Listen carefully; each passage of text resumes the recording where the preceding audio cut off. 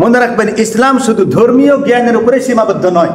আল্লাহ বলেন, কুল সিরু ফিল আরদি ফানজুরু, তোমরা পৃথিবীতে ভ্রমণ করো এবং দেখো আল্লাহ সৃষ্টি কি সুন্দর, আর দেখো যারা আল্লাহকে অস্বীকার করেছে তাদের কি অবস্থা হয়েছে।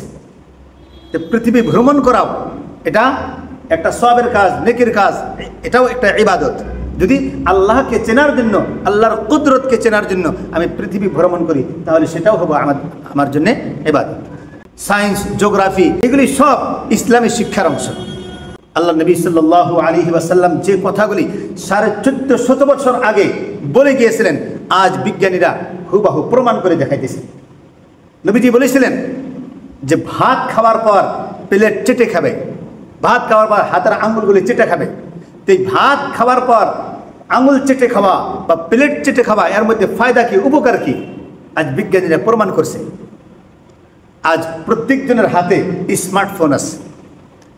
আমরা গুগলকে জিজ্ঞাসা করি, গুগলে যাই, টাইপ করি যে ভাত খাওয়ার পর হাতের আঙুল চেটে খাওয়ার উপকারিতা কি কি, আপনাকে বলে দিবে। নবীজি সাল্লাল্লাহু আলাইহি ওয়াসাল্লাম বলেছেন যে কাপড় টাকনুর নিচে পরিধান করিও না, টাকনুর উপরে পরিধান করিও। টাকনুর নিচে পরিধান করলে ক্ষতি কি? গুগলকে জিজ্ঞাসা করি, সায়েন্স পড়ি, সায়েন্স দেখি। নবীজি সাল্লাল্লাহু আলাইহি ওয়াসাল্লাম বলেছিলেন, যখন আহার করবে তখন পেটকে 3 ভাগ করবে। 1 ভাগ খাদ্যের জন্যে, আরেক ভাগ পানির জন্যে, আরেক ভাগ খালি রাখবে।